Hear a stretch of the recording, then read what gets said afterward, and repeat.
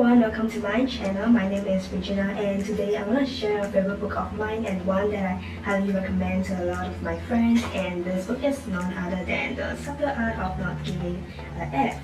So yeah, apparently my brother got this book from actually $2 from a thrift shop, and then he left it in the living room table, so I just casually made it mine. So but that aside, let's just begin. In this book, the author Mark and Son addresses the culture today where we are obsessively focused on, unrealistically positive expectations and experiences, such as being happier, healthier, with the best, better than the best, you need to be smarter, you need to be faster, you need to be sexier, and so this is just never ending.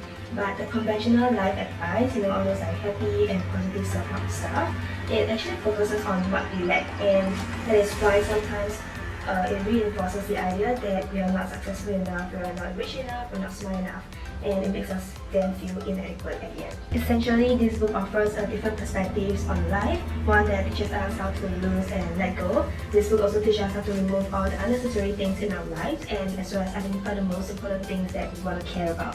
This book ultimately teaches us how to give fewer F's. The first key concept introduced in this book is the feedback loop from hell. So what this basically means is that you get anxious about you being anxious.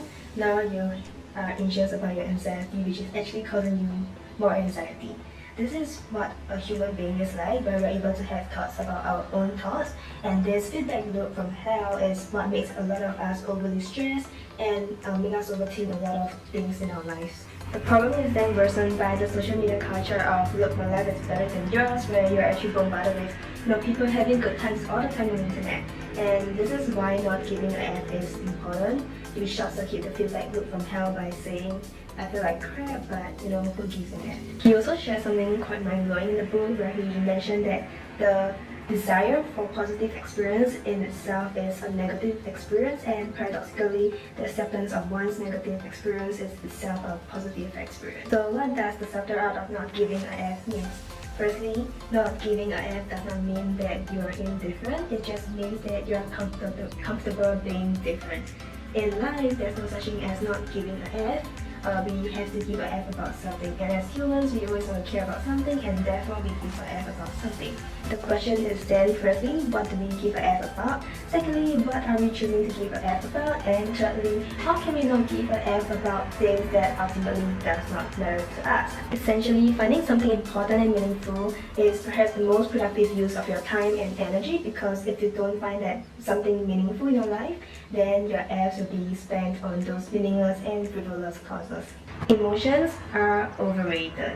What emotions are? They're basically feedback mechanisms that's telling us whether something is likely right or likely wrong for us. That's it, nothing more, nothing less.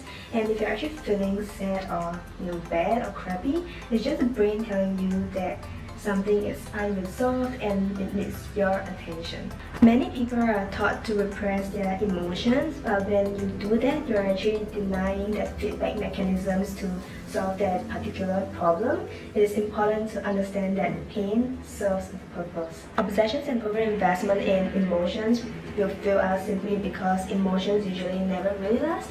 So what makes you happy today will not necessarily make you happy tomorrow. So this fixation on happiness will inevitably lead to this never-ending pursuit of something else, which actually makes us feel this whole inadequate sort of feeling all the time. Moving on to the fourth key point from this book, which is choose your struggle. So this is actually one of my favorite parts of the book, and I'm just going to read this paragraph off from the book, and then you'll sort of get what I'm trying to get across to you guys. So here goes the paragraph. So if I ask you what you want out of life, and you say something like, I want to be happy and have a great family and a job that I like, this response is so common and expected that it actually really doesn't mean anything, because everybody enjoys what feels good, everyone wants to have a carefree, happy and easy life, to fall in love, have an amazing sex and relationship, and to look perfect and make money and be popular and well respected and be admired and those sort of stuff. Everybody wants that, and it's easy to want that. So a more interesting question that the author asks us to consider is, what pain do you want in your life? What are you willing to struggle for? And this actually seems to be a greater determinant of how our lives turns out. Number 5. You are not special or extraordinary. Yes, become a part of our culture today to believe that we are destined to do something extraordinary and big, and that being average is sort of a new standard of failure.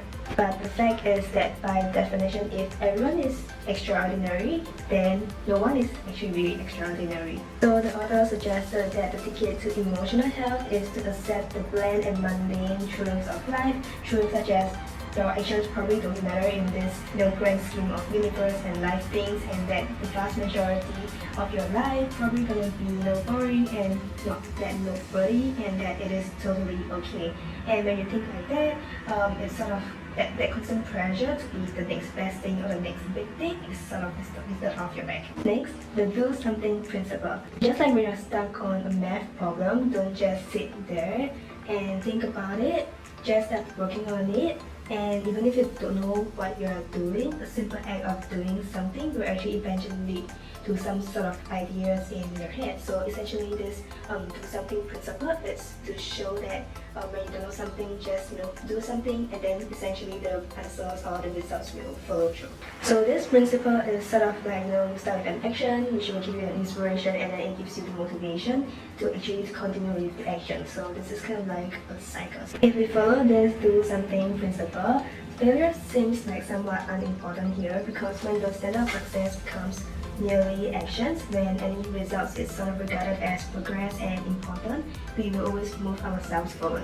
So this do something can literally be anything. It can be the smallest step actions towards the project that you're working on. So that's often what is needed to actually get the snowball rolling. So for me, I'm kind of like starting this YouTube channel and creating like more video content. So sometimes I feel stuck because I'm sort of new to a lot of things. When I shift my mindset to I just to get something done, do something, and hopefully it inspires me and and then motivate me, and then just whole cycle will kind of like repeat itself.